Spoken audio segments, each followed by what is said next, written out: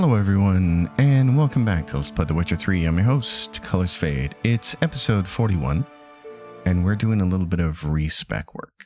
This is something that I've never really done in my prior playthroughs, because I kind of had a plan for my build, and I thought I had a plan this time, but we need to start over. Gotta grab heightened tolerance and acquired tolerance, because those are always the first two to start with. You got to be able to get your potions up, or at least I do, because I like to play a predominantly potions build. And then you have to start poking points into other things like tissue transformation, which is still good, but it's not going to be something that I'll slot later on. Like right now, we're going to have enough points. I don't think we'll slot it. We might. But anyway, the point is there's an online character builder that you can use to do your build plan with, but it's outdated. It's prior to the 4.0 update, which is what they call the next gen update. And with that character planner, it shows you that you need to poke 5 points into each skill before you can to get it to max rank. But they changed that, and they made it so you only need to poke 3 points into a skill to get it to max rank, and that you only need 6, 12, and 18 points to get to each tier next. Now, always I'm going to grab the cat school techniques because I'm going to wear the cat gear. And I'm going to grab gourmet for now, but I plan on respecking later as well. It's 1,000 crowns every time you want to respec, so I don't recommend doing this. I recommend having a better plan than I did. But again, I had used this character planner and it's outdated and I didn't realize it. So I had to go in and rethink how I want to do things. I want to take a minute and talk about gourmet because I actually don't think that that's a skill that's worth taking. Food is really abundant in the game. And it's really easy to kill wildlife in this game and grab the meat off it and always have the food. So I don't think you should take that. Refreshment used to go to 5 levels, and that used to provide you a bigger boost to your health replenishment. But I still think it's worth taking because what it's going to do is it's going to turn any of your potions into healing potions. So I think that's a smart choice to have, because then you don't have to worry so much about healing, and you're also not going to have to worry about it because of the way that I'm going to play this build later on and the decoctions that I'm going to focus on. At any rate, what I want to do is show you what the character looks like later at level 35, because this is actually the build we're going for, and since we're taking the time to respec it right here, might as well talk about what the end game goal for it is. And this is before getting into the Blood and Wine DLC, where you start to get more slots to slot things with, and you get your capstone ability like Euphoria or something else. What I have done this time is try some new things out with this playthrough. And what I've settled on is I really like the idea of building adrenaline points as fast as possible and trying to keep my health at max and get a bunch of extra damage out of that. And so everything there is built around the idea of building adrenaline points really fast. And that kind of starts with this. Instantly gain 1 adrenaline point. This is Razor Focus. You get an adrenaline point as soon as you start combat, and adrenaline points generated by sword blows are increased by 30%. So that'll let you build adrenaline points faster. And then Resolve, adrenaline point loss upon taking damage is lowered by 100%, so you can get your adrenaline points high and keep them there. That's what that's in there for. Refreshment, talked about that so that you can make your regular potions healing potions, because something I didn't understand for a long time is there's a difference between a decoction and a potion. Decoctions last for a long time, potions last for a really short duration. Then you get Hunter's Instinct, and this is where it all starts to come together. When adrenaline points are at their maximum, which is 3 adrenaline points, critical hit damage against the target enemy type is increased by 100%. That means whatever targeted enemy type is, that you have an oil applied to your blade. So if you have an insect oil applied to your blade and you're fighting wolves, it's not going to count.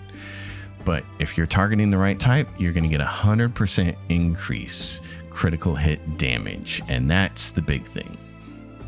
And then you also throw on Killing Spree when your toxicity is above 0, which it always will be because I always have decoctions on. Each opponent killed increases critical hit chance by 30% for the duration of your fight. So if you're fighting multiple opponents, you're going to stack a ton of critical hit chance, and basically every stroke is going to be a critical hit, and you're going to do massive damage with it. And then of course you get your heightened tolerance and acquired tolerance. The rest of these are just adding to your light attack, critical hit, and damage as well.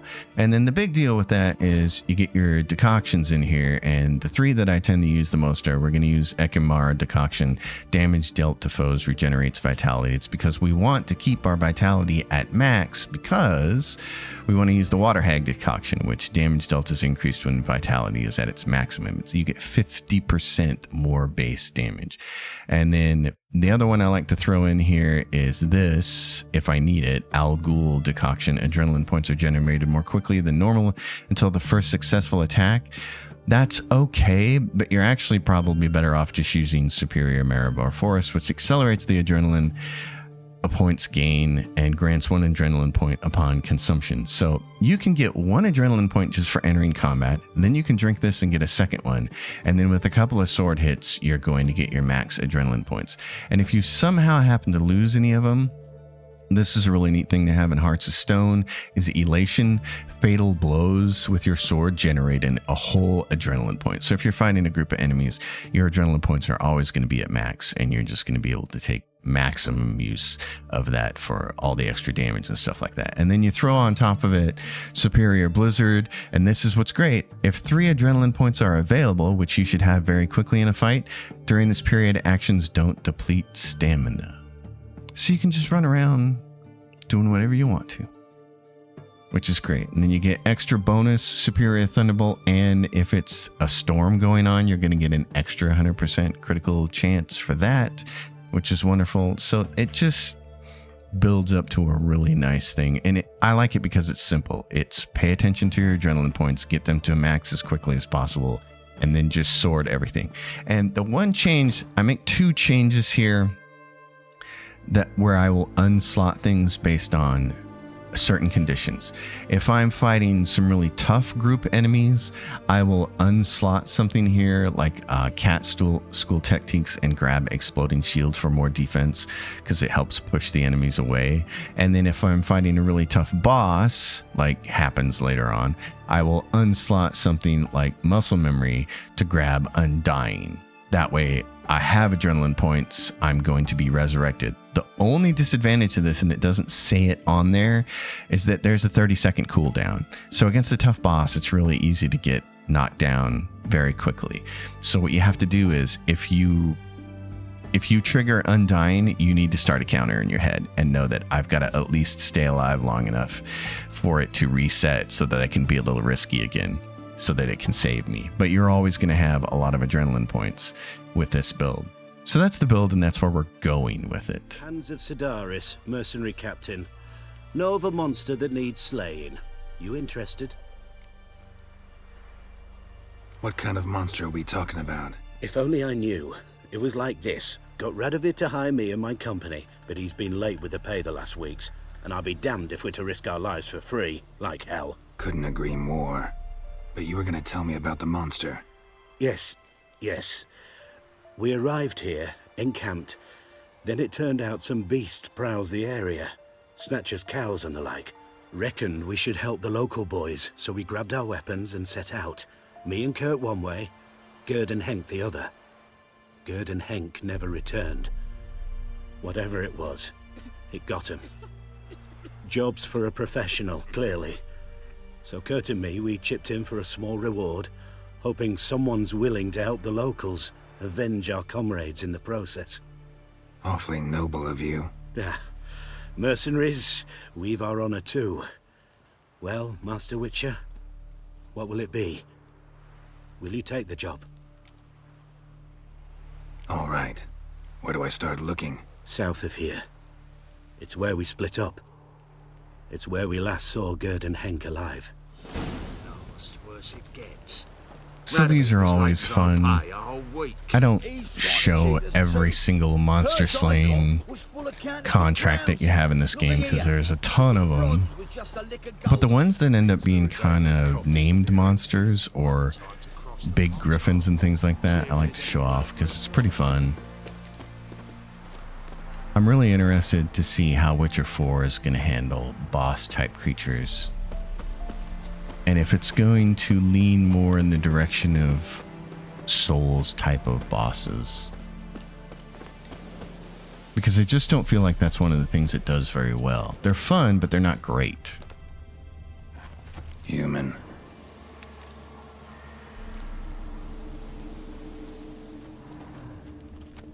Claw marks, bite marks, armor ripped to shreds.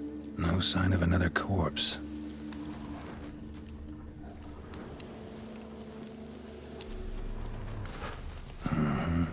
Flying monster. Gripped the second body in its claws. Didn't quite get everything to its nest. Piece by piece, follow the thread.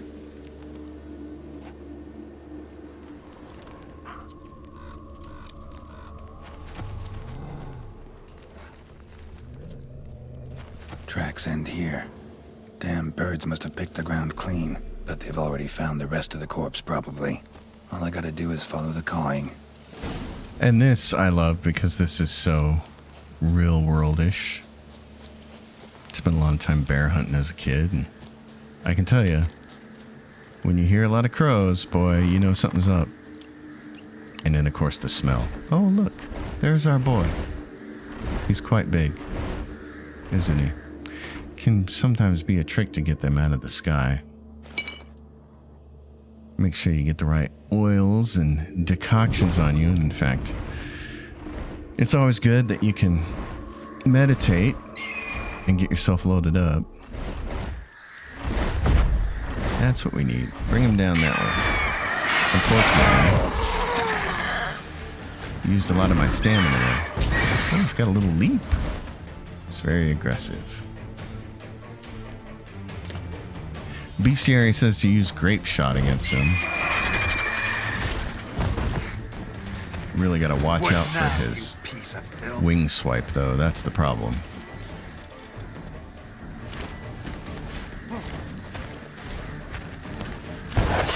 There you go. Stun him, hurt him. Oh, that took a chunk. Really need to make more use of Quinn, but to make use of it, I need more stamina, and that's why when the build comes online later, it ends up being really nice, because then you don't have a problem with stamina.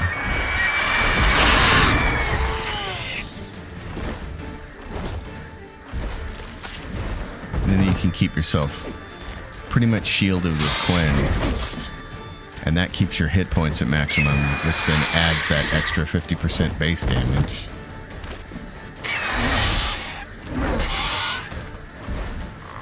Like seeing all the crits, though. Come on, bird, get down here.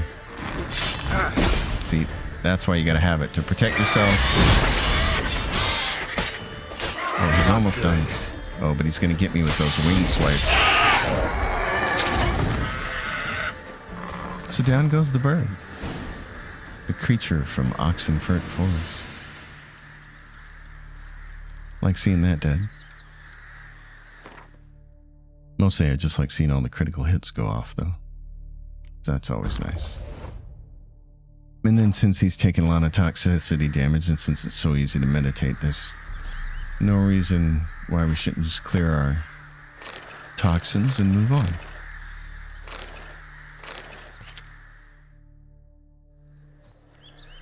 One of the things I didn't realize is how heavy all these trophies were. I kept wondering why I was getting overburdened, and every one of these trophies weighs over a pound. And when you get about 20 of them in your inventory, that's where some of your weight is going to. It's a good idea to just sell them. Well, any progress? Monster's dead. I slew it. It was a griffin. An archgriffin, in fact. In that case, I'm grateful. Arch grateful. Your reward. Thank you. And in the future, try summoning a witcher before any blood's spilt. So that gets us to level 20, which is nice. Spend that point later. At last, worse it gets. Radovid was late with our pay a whole week. I tend to bank points a lot, especially later on, because since you only have so many slots that you can actually actively put things in, you can collect all these skills, but you can only activate at max 12 of them until you get to the Blood and Wine. So it doesn't make a lot of sense to spend the points until you can activate them, or until you're sure you're going to use them. So this is a quest we got a long time ago, which was the Aramis Wizard dungeon. You're supposed to come out here and find out what the hell's going on. And a vague recollection that this building leads to somewhere else, and that's why, House is because we have completely a... destroyed, but the magic circle's intact. Looks to me like a locked portal. Wonder if I can open it using one of Aramis's items. Yeah. So there's your pentagram. And a wee bit upstairs if Geralt can navigate him. Always a problem in video games. Henry of Skalitz has the same problem, especially in the first game. Get the enhancements for the feline armor. That's nice to have. And then, oh, there's a lever. Makes everything dark for a minute. Wonder what this means. It means we've activated the portal. Because if you wander down back into it, there it is. At least I think that's what it means. Maybe just clicking on the portal works, and I don't know what the lever's for. Reeks in here. And this is pretty funny. I did not realize where we were going with this. That stench. Ripe cheese. Seems Aramis was a tyromancer. I didn't realize there was a name for cheese wizards. A tyromancer. That's kind of funny. Remind you of the giant underground cheese dungeons in America. You can go look that story up. It's kind of funny. Have to navigate your way through the cheese maze. Mostly by avoiding the places where it's extra stinky and it'll make you cough. But that's not a problem. Although by the time you get to the other side, you might be wondering, What did he make this cheese out of? Necker milk? Need to be careful. It can be a little toxic. Kind of like the way I feel about blue cheese. I can't believe people put that on things, but I've known so many people who like it. It just tastes like mold to me.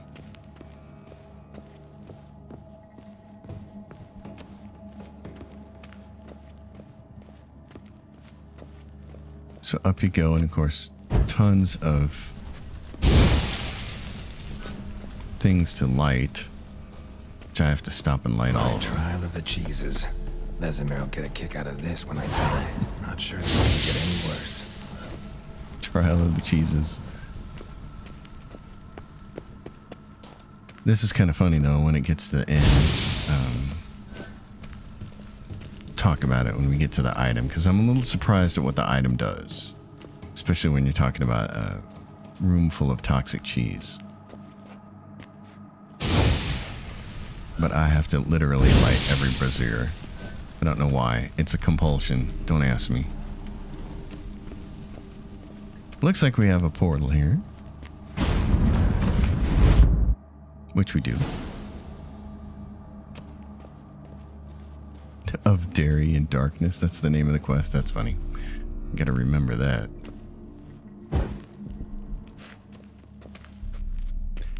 There's a whole lot of this just walking around down into a huge cave. There's actually nothing in that pool to the right. I swam it all and there's nothing there. It's just a big underground lake. What you have to do is go left and then dive down and swim underwater here, and this of course would naturally cause me to panic. I would be the person who would probably die here. This looks like SEAL training to me. It's like, oh, we're gonna stuff you down here and you gotta not die, Geralt.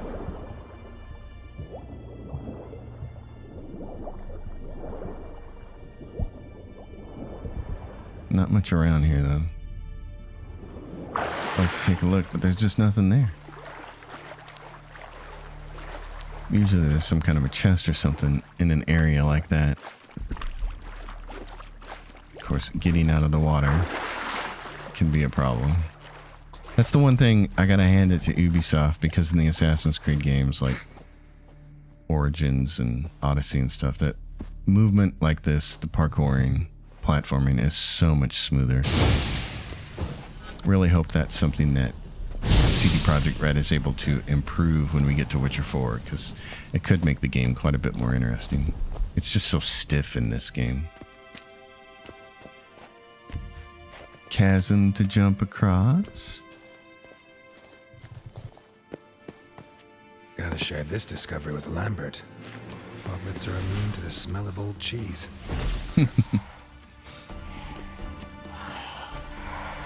They don't have a problem with the stinky cheese. Oh, he's a big foglet.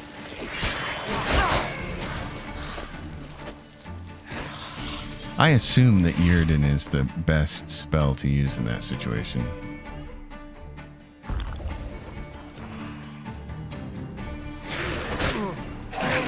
He's taking a chunk out of me there. Finish him off. Alright, Geralt, what are we here to find, buddy?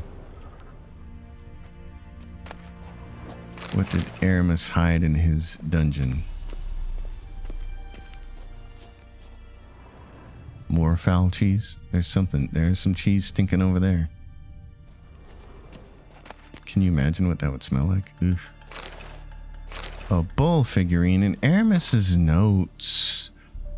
The vision stabilized, and lo and behold, I saw, as if through a moonlit haze, the 4 princes, each clad in armor and astride a horse. The first rode a steed the color of fog, the second of sulfur, the third black as the abyss, and the fourth a pony. And then I beheld a fountain, a clear spring, but the princes did not drink of it, for it was forbidden. And then a bird of paradise, shining in ruby and gold, flew above them and alit upon the branch of a tree. And the tree had arms numbering 1,040. That's pretty precise. Draw from the source, said the bird, but they pointed to the sun's bloody tears and did not draw. And then a pure virgin appeared with bare breast, exposing her modest bosoms, ruddy and firm like ripe linden berries. And then my nose became accustomed to the aroma, and the vision passed. Tomorrow I should try to unseal that well-aged sample. It's said to have a refined, deep scent with a slightly nutty aftertaste. Well, I guess that's it. A Tyromancer. A cheese romancer. We're looking for something, Geralt. An illusion here. Oh, there we go. That's helpful. Something here. Where's that artifact Kira gave me? That's why it's always good to get that from Kira Metz. I wonder what would happen if you skipped her quest. Enhanced Hangman's Venom. That's nice. Enhanced Maribor Forest, which is exactly what we're going to need. That way we can get to Superior. That's going to be one of our core potions throughout the game. Generate adrenaline points quickly. Geralt, where are you going? There you go. Get the portal activated. I know you don't like them. Some kind of vault. I should look around. Yeah. I'm not entirely sure that we should be unsealing something that looks like it's sealed on purpose. But okay. Magic barrier still active. Gotta find a way to turn it off. More of the portal crystals. There's One on something each here. side. Need to use the eye.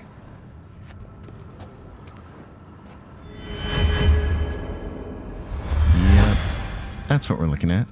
And it's got the symbol on it. If you inspect it with your wisher switch, you can see what you're supposed to use. Not fire, Geralt. You want to use Ard.